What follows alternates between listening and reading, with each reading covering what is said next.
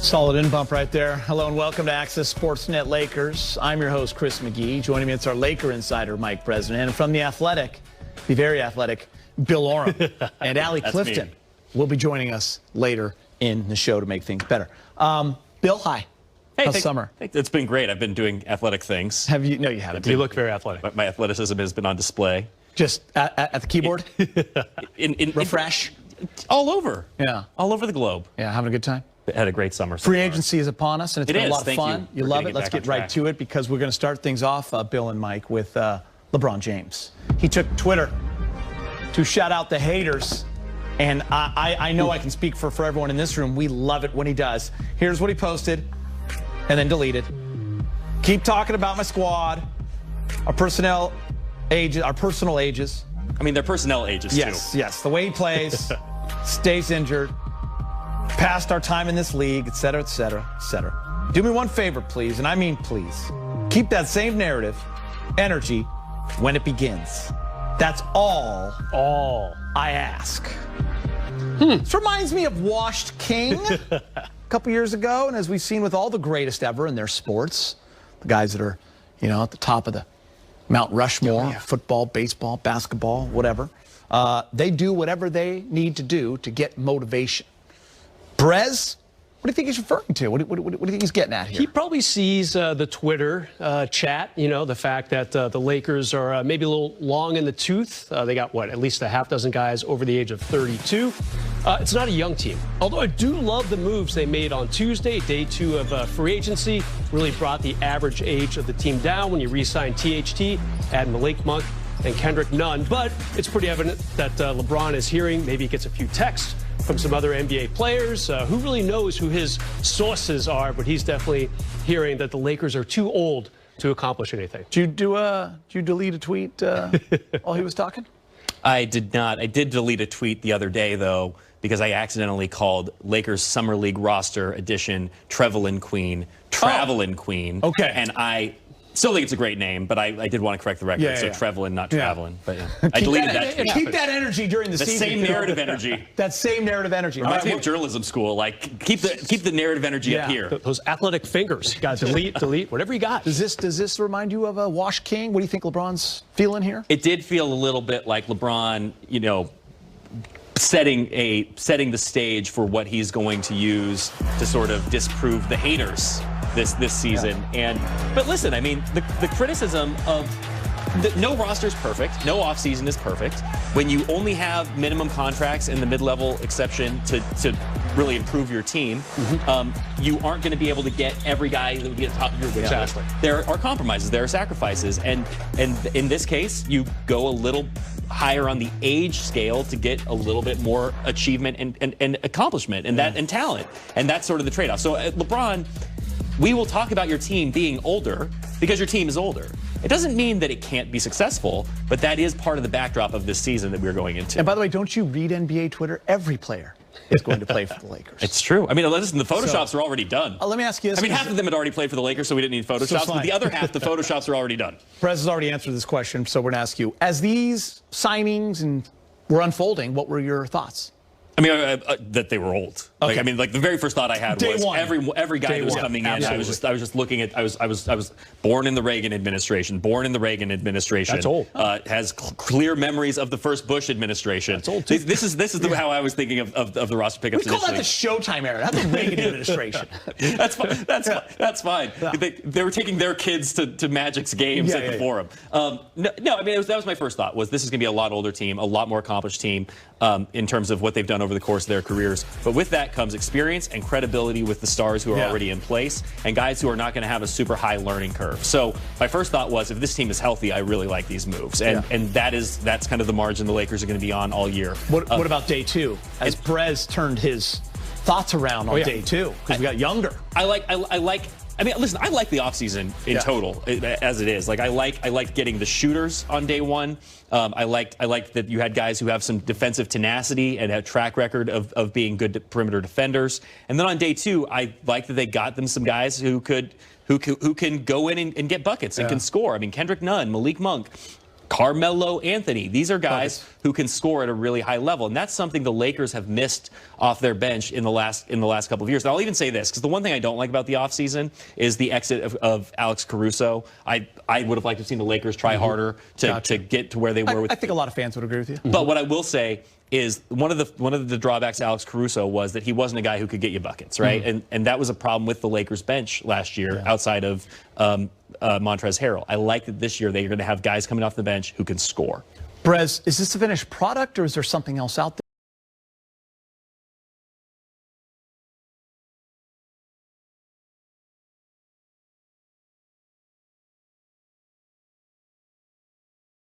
That I think we want to take a long look at. Is it safe to say, like, these moves are all collaborative, right? I mean, LeBron James is involved. These are guys that he wants here. He's confident with this group. Absolutely. I mean, that's something Rob Pelinka has never been shy about saying. I mean, as soon as LeBron got here, he was talking about, being on the phone with LeBron to talk about the direction of the roster and getting his blessing. So LeBron, Anthony Davis, and I would even go so far as to say probably Russell Westbrook too. Russell Westbrook, I think at this stage of his career, I don't put him in the same tier of star as LeBron and Anthony Davis, just given where he is. But I do think that the Lakers are bringing him in also as a partner, and that's how Rob Pelinka looks at this. You agree with that, Press? I do. I mean, LeBron James loves playing with veteran players. Always has, always will.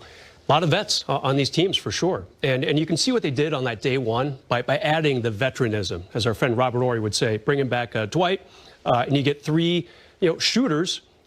Defenders, a couple of them. Wayne Ellington, not so sure about that, but Ariz is back here for another tour. Kent Bazemore. LeBron just more comfortable around guys who have been around the league more than a few years, period. All right, guys, the Lakers' depth, as we have talked about with all these signings. You look at the guards, Westbrook, Malik Monk, Kendrick Nunn, Wayne Ellington, Bazemore, THT. I mean, that's 6 guys right there vying for the 4 playing time spots. I mean, obviously, Frank, he's not afraid to play 10 or 11 on a given night to keep everyone happy, but sometimes you got to tighten it up. Small forwards there. You got LeBron James and Trevor Ariza. You could also put LeBron James in the guard spot, couldn't you? Power forwards, Anthony Davis, Carmelo Anthony. Centers, Marc Gasol, Dwight Howard. Throw Anthony Davis in there as well, so they're kind of loaded at every position. Brez, top takeaways from the Lakers' moves in free agency. Give me number one. Yeah, I think number one, they finally got some shooters. That was a big, I guess call it critique that people had of the Russell Westbrook trade last week. He's not a shooter. And he shot, 31% from three-point range last season. That's right around his career mark. You got to fill in that roster with shooters, and they did. 7 new guys, not including THT among the 8 signings they made. 7 new guys. One's a center. Throw out Dwight Howard. So of the 6 guys, 5 of them shot very well from three-point range last season. What is that? 38% or higher. So they definitely added some shooters. I'm not going to say they're all great defenders. I think a couple of them are definitely just going to be out there to make shots from that corner 3 spot, but they did indeed get their marksmen. Yeah, over 38%, and when you hit 40%, you're elite. Big deal. All right, let's get you to Bill Orum's first one. Well, guys, I'm a fan of Broadway musicals. If you've ever seen Rent, you know that the credo of that show is no day but today. Yeah. And that is how I look at this roster. This is a no but day but today, no season but this season roster. The Lakers are all in on 2021-2022. Broadway Billy, we call you. Please do. I like the sound of that. I'm going to get out my tap Broadway shoes. Birdie. And I do. I just think that this is a team that they will deal with the future after this season, or off season to off season. This is a team that has tons of guys on one-year deals, guys who might have opportunities beyond this season, guys who may not be playing much longer after this season. But this team is built to contend for this moment right now. I kind of looked at it, and I wrote this in a story today at The Athletic, but it sort of feels like a heist film. If you remember Ocean's 11, where Danny Ocean gets like the old gang back together for one last job. Yeah, that's how this feels. And listen, we saw in the playoffs as the league is getting the young stars of this league are ready to take over. Although that turned into 1 job, 2 jobs, and there's it was like Ocean's because the first job went so well, so maybe it does. But the stars of tomorrow are ready to take over the league, and this feels like the granddads holding on for one last go. So Brez, everyone's talking age, but your number 2 is about the youth. They did add some youth. Okay, again, after that day 1, the average age of the 4 guys that they signed was 34 years old. Day 2 of free agency, the 4 guys they signed, average age 26 and a half. That includes Carmelo, who's 37. So I love bringing back THT for 3 years, and I thought a pretty good deal for the Lakers, $32 million. Adding that guy right there, Kendrick Nunn, seriously underrated signing for the Lakers. And Malik Monk, he was really good in the middle of last season. The Hornets had some injuries in their backcourt. He stepped up, started to discover his three-point game. It was his fourth season in the NBA. He was the 11th pick in the draft, had not lived up to those expectations. Thus, he falls into the Lakers' laps. Some good young players on that second day of free agency. Will it be enough, though? It's still an older team. Speaking of musicals. Yes. Rodgers and Hammerstein had one called Carousel. Yeah. And this was a big carousel in terms of the Lakers just going roster. round and round? Yeah. Okay. But no, my takeaway, sorry. How am I going to make this about a musical? Please don't. Rodgers and Hammerstein, Carousel. Oh, that's it. So many new guys. Yeah. So many new pieces. So little continuity beyond LeBron and Anthony Davis. Yeah. Dwight is back. THT obviously poised for a bigger role. But making all those pieces fit is a risk. It is a challenge. And to me, that says the Lakers have a ton of faith in their leadership on the court, LeBron James, to get all these guys on the same page from day one. It speaks to the trust this team has in LeBron as a leader and as a unifier, and in the guys they brought in to understand kind of the mission immediately. So I look at it as a trust move for LeBron. I got to tell you, Bill, you get alerts. Just popped up on the phone, said the Athletics got a little new spot for you. You'll be writing about Broadway. I love it. Yeah, I love it. Section. Theaters are going to start opening up again soon. We're going to get the stars back on the stage. I see it in your face. I mean, it's called a. It's been a minute. Lots of things have happened. It felt like it all happened in a minute. Yeah, right? I want your thoughts on Russell Westbrook, the news. It caught me off guard because it's such a big move, right? And it so dramatically changes what the Lakers are, how they play, what they look like, how we think of their roster construction. But we've had a week to sit on it and think about it, and I've talked myself into it, and I like it. I like the idea of LeBron James having another alpha, high IQ star. I think obviously Russell Westbrook is not necessarily the same player he was earlier in his career in Oklahoma City when he was the MVP. But I do think that there's a real opportunity here for the Lakers to become a very dynamic, out in the open floor team. I think they did a good job of accounting for Russ's deficiencies in free agency. So I'm cautiously optimistic about what this could look like. And if healthy, I think Russ does take the Lakers to another level. Rez, when it comes to this whole move, we've talked about it a lot over the last several days, but I feel like talking myself into it is something you hear a lot of people say, not because of the kind of player Russ is, but because of what's coming together as one, alongside a LeBron James and Anthony Davis, the fit. Yeah, no doubt. Eager to see it on the floor. It's fun to speculate about it, what's it going to look like. But until we see maybe a couple preseason games, and of course, when the real games begin, that's when we'll get a feeling after a month or two. Phil Jackson always said by Thanksgiving he had a pretty good idea of what his team's going to look like. So I like the move. I think a big thing is making sure LeBron gets some rest. Doesn't have to be the primary ball handler game after game after game. Does it address the shooting woes? Bradley Beal would have helped that a little bit better. Damian Lillard obviously would have helped that a little bit more than Russ.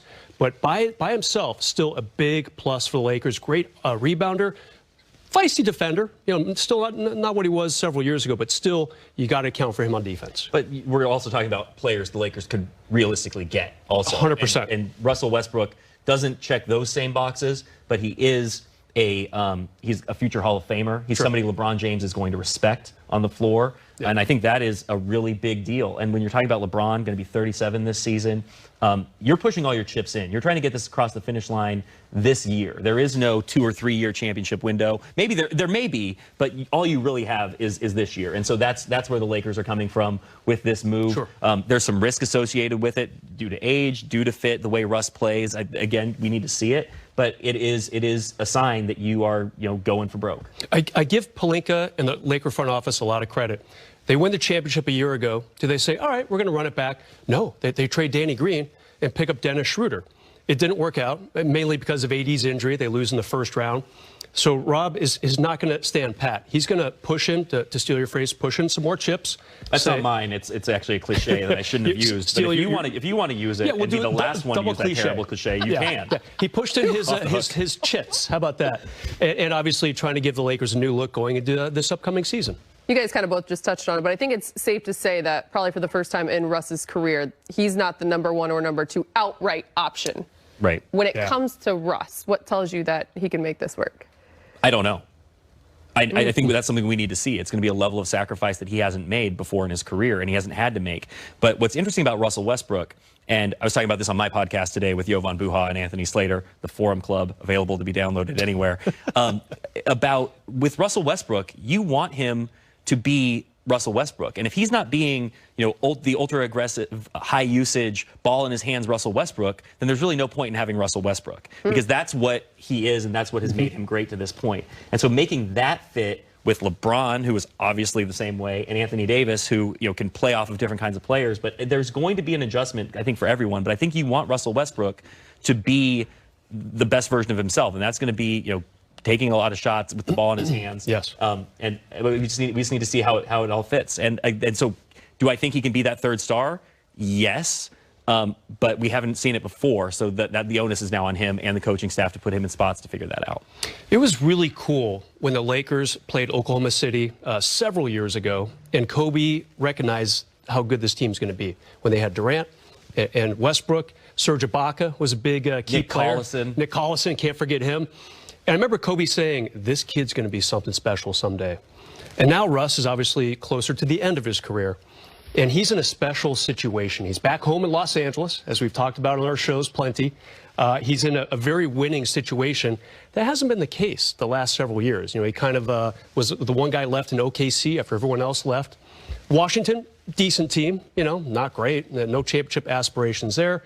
Houston, interesting mix with Harden. Obviously did not work. He's in a really good spot, so I'm expecting the best Russell Westbrook. We don't know what it's going to look like between the lines just yet, but I will say that it has brought the energy into the studio because you guys are on fire just talking about him. Switching gears a moment before we go to break.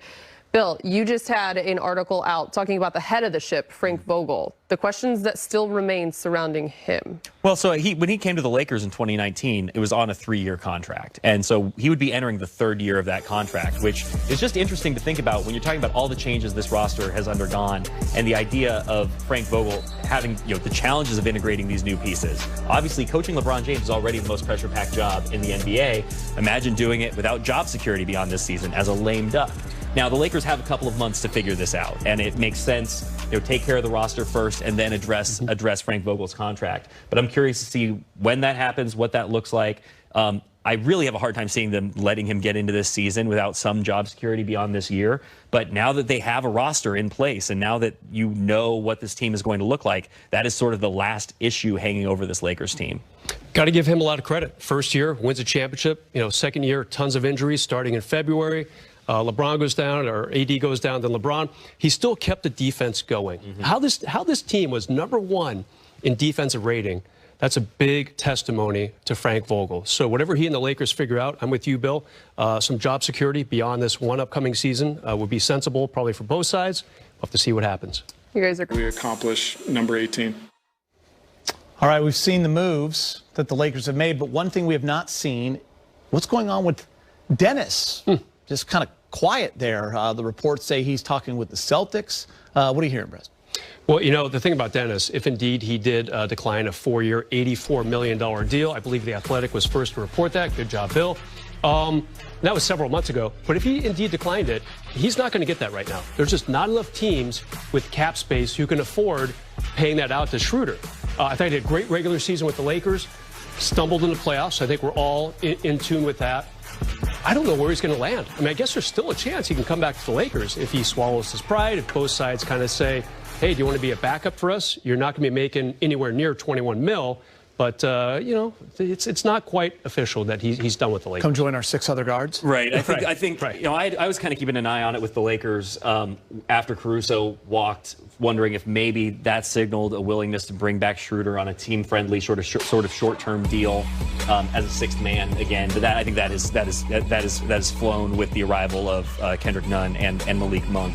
You just have to look at the extension decline as one of the worst possible decisions that we've seen in the league. Yeah. I mean, this is a guy who might have to sign for a mid-level exception for 1 year somewhere, try to restore his image and get another deal. But you look at it was always going to be a point guard saturated market. There weren't a ton of teams with cap space, and I just think he really overestimated the Lakers' desire to bring him back. And we saw that pretty quickly with them being willing to include him in that those talks for Kyle Lowry at the trade deadline, a deal probably should have made in hindsight. But the fact Dennis Schroeder just a couple of bad breaks, obviously ended up in the COVID protocols twice this season, missed 10 days right before the start of the playoffs. Right. Yeah. And he just wasn't himself after he came back from that second time in the protocols. Yeah, I think he was scoreless in Game 5 in Phoenix. Yeah. And that, to me, just kind of signaled the end of this partnership. Yeah, he was 0 for 9 in that game, if I remember correctly. For 0 points. Yeah, exactly. Possible destinations, Dallas, Memphis, they still have some cap space. He'd have to be a backup because both those teams have pretty good young point guards in Ja Morant and, of course, a guy named Luka Doncic. Well, I think we just have to say, like, he came here to be a starting point guard. It was 84. It was 4 years, $84 million. Yeah. And he wanted closer to 100. And right now he wanted 100. He could be looking at 5.5. Wow. That's hard. From a guy with an uncertain future to a guy with a bright future, how happy are the Lakers, Bill, to keep THT? I mean, I love the deal on THT. Like, I was concerned that another team was going to come in and push it much higher into the teens and make the Lakers make a really difficult choice, because I think everyone thought that, and I think they would have had to have matched that too, because they don't have any other assets for the future. Like, they don't have anybody that they could potentially use in a trade if they needed to change course or improve the team. They don't have anybody that they can look to as a piece of the future.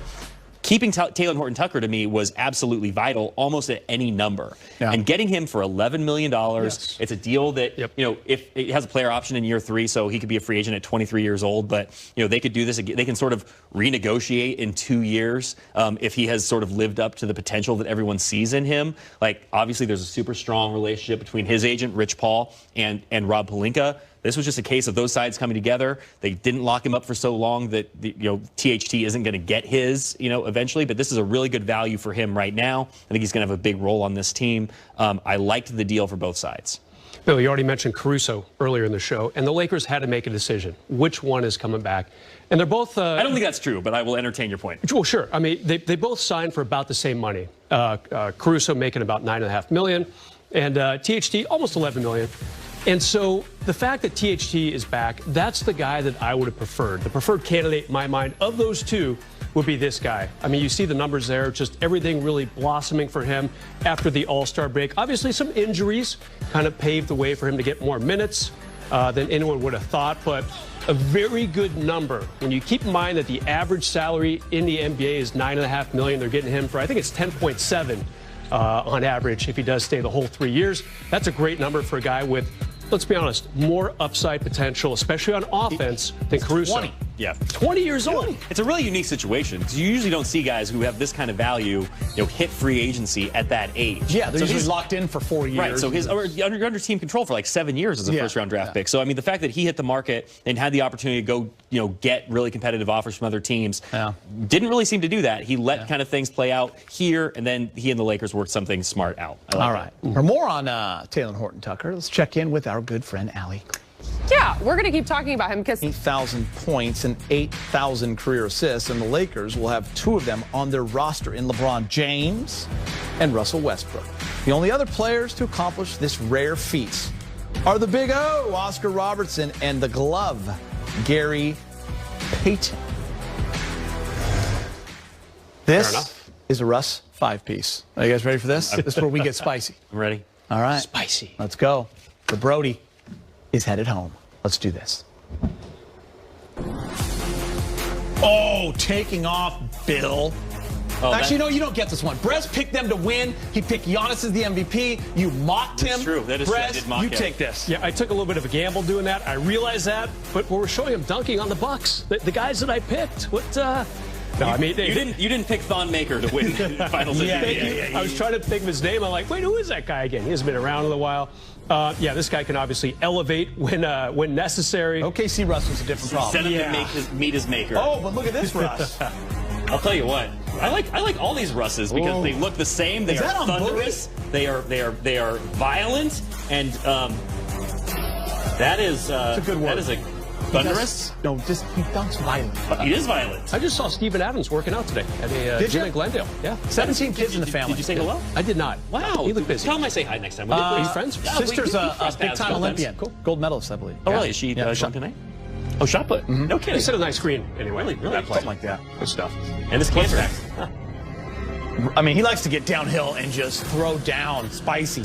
Yeah, anyone. I mean, this is what he does. What I like about what we're doing here is we're showing the variety in Russell Westbrook's game. Like, he's not a one-dimensional player, obviously, but I like that we're seeing like kind of some of the different things he can do. For example, he can dunk on guys from the Bucks. He can dunk on guys from the who was the other Warriors? team? The Pelicans? The Pelicans is the one I couldn't remember. Oh, and What's this? Another dunk. Gosh, my goodness. Yes, The sir. Knicks. I feel like he's like a hologram just being superimposed on different defenses. It's like almost like a birthday greeting where it's like you could pay $25 to see Russell Westbrook dunking on your grandma. I don't. Oh my God. I don't think I recognize many of those Knicks right there. There's Tilakina, I think. Mo Harkless. Mo Harkless, thank you. Was that Mitchell Robinson? Chris. Okay. Is he back with them, Bill? I think he is, right? Who? Mitchell Robinson? Oh, yeah. He's back. Right? All right. One more dunk. Hold on. That is the best for one. last. That is the best one. That's Wizards Westbrook. yeah. That's not. It's still in there. That's Russell Westbrook from within the last 10 months because he was playing in Houston a year Yeah. ago. Bismack, Okay, guys. Now I've seen something. Bismack Biyombo is a pretty good shot But he's blocker, tall. but not on this play. He had no chance, dude. Well, Gordon Hayward's Bismack just, got caught on the old goal there and just wasn't ready to elevate kind of got shut down. and dictate. Eastbrook was still had it. Wow. Okay. Strong AJ, dunks. back nothing in. but a number for the Lakers next season, right? Big number. Numbers is. What is they? Page. Just practice Always it. a Ain't nothing but a number for the Lakers this season. What do you say to that, Brez? What the numbers is? That's a 10. I mean, you think of LeBron James, the guy loves being around veteran players. He's very comfortable around guys who have been around the block a few times in this league. So he certainly doesn't care about it. If you happen to see the tweets that he deleted and then posted again and then deleted again, yeah, there was some activity on his Twitter feed. And yeah, I'm not worried about the Lakers' age. Again, since they did have a very young day 2 of free agency, Bill. Yeah, I'm not as sold on this. What the guys. numbers is It's then, a Bill? 5. It's a 5 because it's a complete crapshoot when you're talking about age and veteran players and injuries and players wearing down.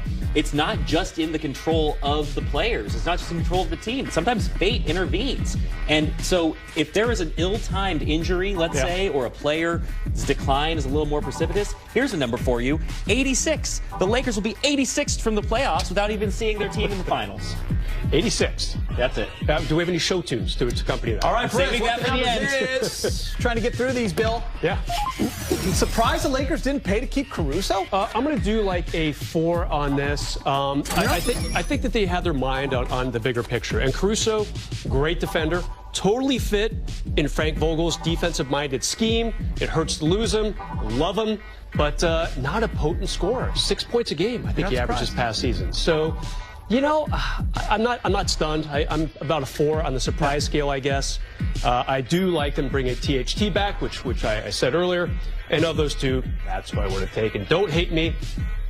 Bald Mama. Bill, you bringing it up? You bringing the number up? You surprised? I'm going to slide it all the way up to a 9. Wow. Not all the way to a 10 because I am cognizant 5 of the spots luxury higher tax. than you, Brett. Yeah, But this that's a is 9. I mean, this You're is a guy. surprised? Statistically, he was the best partner on the court with LeBron James. He pencils out as one of the best defensive guards in the NBA. And the Lakers do not have anyone on this team who replicates what he did in terms of hustle, 50-50 balls. He won the Lakers games last year just by knowing to be in the right spot, taking charges. Remember in Boston, the game that he won for the Lakers by getting back in transition against Jaylen Brown. I don't know who's doing that for this team. And in the playoffs especially, remember, he started Game 6 of the finals when the Lakers won the championship. I think they're going to miss Caruso. I think it is a mistake to let him go. And I think it's something we'll be talking about for a long time. On a scale of 1 to 10, with 10 being the best, how would you rate the Lakers' free agency moves? Now, does this include Russ? Yes. Judge. Oh. What do you think? Be more, producer? Of course it counts. Yeah, It was a draft they day all thing. say sure. Yeah. They all say sure. You know, I'm going to go 9 on this. I really like how Rob. Yeah. I really like how Rob, not happy with his team losing in the first round, said time for something bold, time for something unique. Did you say time for something old? Bold. Old? I see what you're doing there. Okay, sorry, I just couldn't hear you. Pour him a water. Something happened to him. Are you okay? Oh my God. Rez was talking. You're screaming at him. Not feeling well. I really like what he did, really mixing up the juju of this team. Russ gives you that playmaker to kind of spell LeBron. Look, this team got a championship last year, having 2 really good players and some other people surrounding them. It's time to go to